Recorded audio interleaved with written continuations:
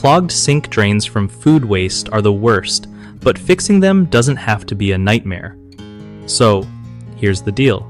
First off, don't just shove all your food scraps down the drain, even if you think it's harmless. Get yourself a sink strainer to catch those bits before they slip down. Every week or so, take that trap under your sink apart. Yeah, that U-shaped pipe, and clean out any gunk stuck inside. Use hot water mixed with baking soda and vinegar to help break down the buildup naturally and keep things flowing smooth.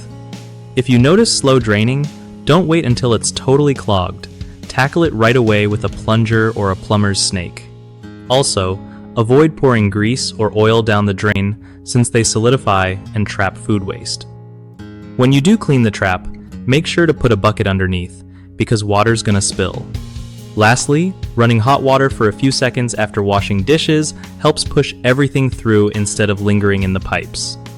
One of the biggest issues with clogged sink drains caused by food waste is ignoring regular maintenance.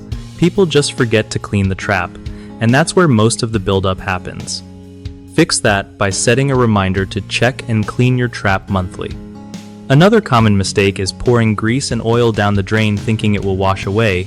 It doesn't, and it traps food waste in the pipes, so always toss grease in the trash instead.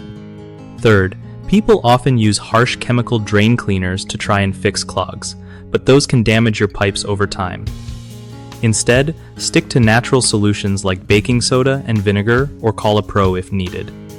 BigHomeProjects.com makes life easier by helping homeowners find trusted local contractors for plumbing and other home fixes without the usual hassle. Plus, if you're a contractor, it's a great way to get your name out there and connect with people who actually need your skills.